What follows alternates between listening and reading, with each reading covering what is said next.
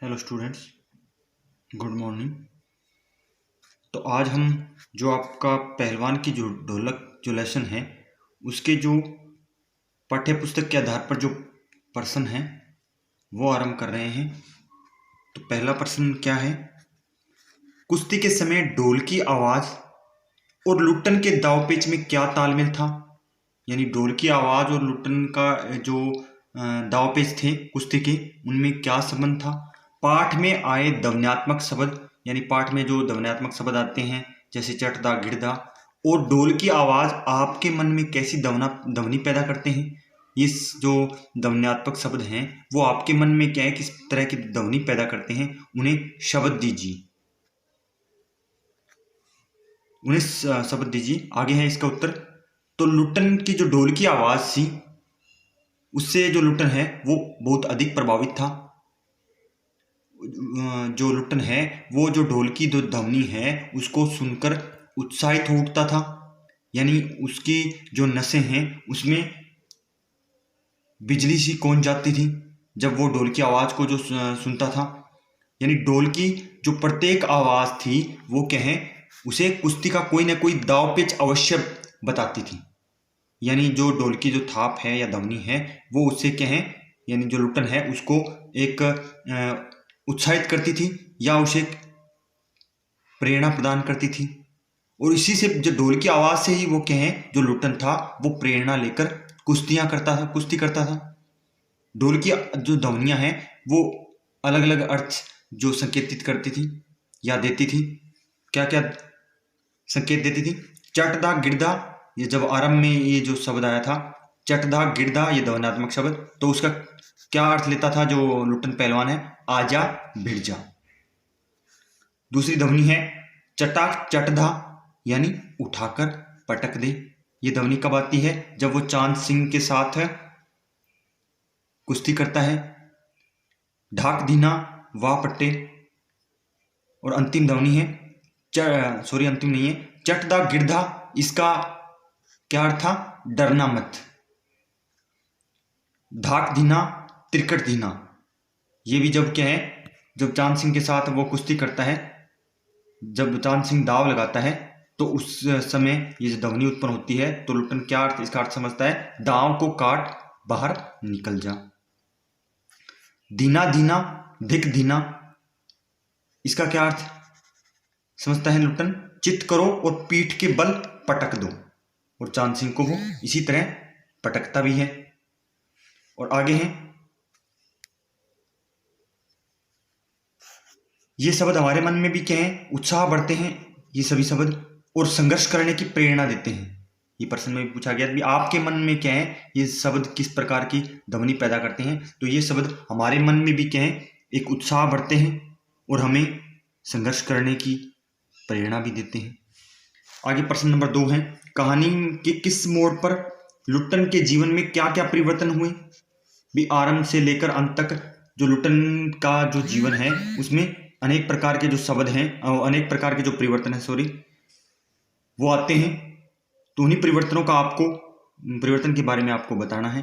तो सबसे पहला परिवर्तन क्या है? भी जो लुट्टन होता है उसके माता पिता का देहांत जब उसके जन्म के कुछ समय बाद ही हो जाता है, और यानी जब उसकी आयु सिर्फ 9 वर्ष की होती है तभी हो जाता है। जो उसकी विधवा सास होती है वही उसका पालन पोषण करती है। एक तो सबसे बड़ा परिवर्तन आरंभ में लुट्टन के जीवन में ये होता है।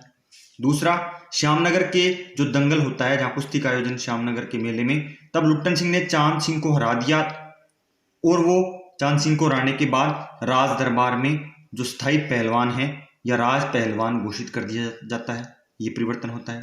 तीसरा परिवर्तन जब होता है जब राजा जो साहब हैं वो स्वर्ग सिधार जाते हैं और विलायत से लौटे राजकुमार ने उन्हें राज दरबार से लुट्टन को हटा दिया जाता है। क्यों? क्योंकि वह जो घोड़ों की रेस है वो आरंभ कर देता है और लुट्टन को राज दरबार से निकाल देता है। प्रश्न नंबर 4, पॉइंट नंबर 4 है चौथा परिवर्तन, गांव के लोगों ने कुछ दिन तक तो लुट्टन का पालन पोषण किया, यानी उसे सभी तरह के जो उसके लिए दूध है या जो खाना है वो पहुंचाया, परंतु बाद में उसका क्या है भी जब गांव में महामारी फैली तो उसका अखाड़ा भी बंद हो गया। तो ये परिवर्तन हुआ। और पांचवा, गांव में जब वर्षा नहीं हुई तो उसके बाद जो मलेरिया और हैजा फैल जाता है, जिसके बाद में जो लुट्टन के दोनों पुत्र हैं उनकी जो मृत्यु हो जाती है। और अंतिम परिवर्तन, पुत्रों की मृत्यु के बाद 4-5 दिन बाद ही लुट्टन भी क्या है मृत्यु को प्राप्त हो जाता है। तो ये 5-6 परिवर्तन लुट्टन के जीवन में प्रमुख रूप से हुए।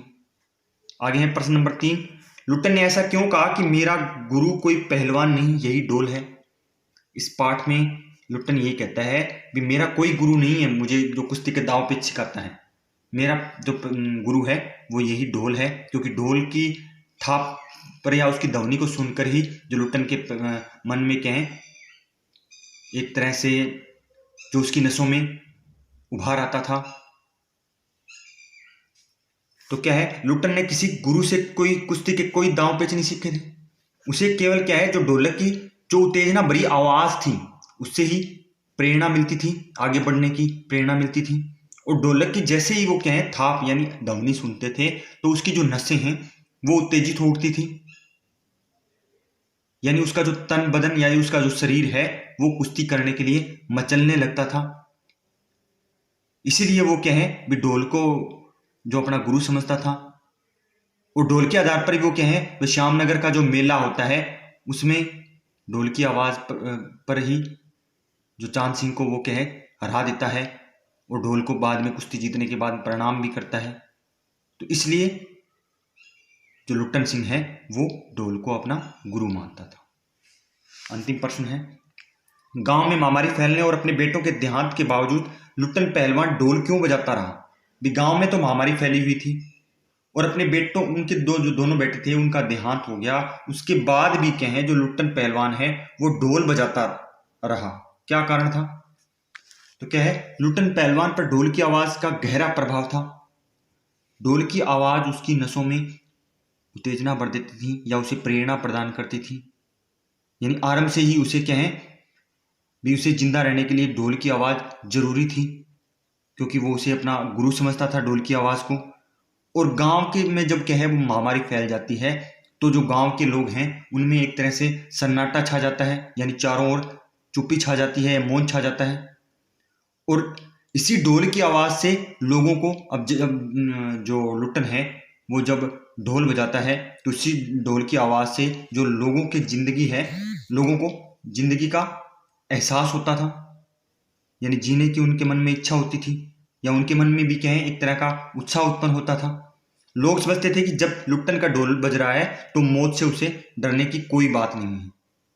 वे भी क्या है उनके जीवन में भी जो ढोल है वो उत्तेजना उन्हें प्रदान करता था।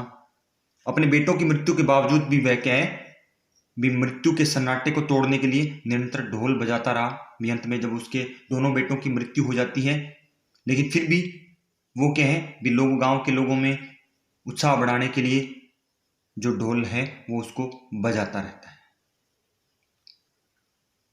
तो इस तरह आपको ये चारों प्रश्न फिर नोटबुक में अच्छी तरह लिखने हैं और आपको अच्छी तरह इनको लर्न करना है।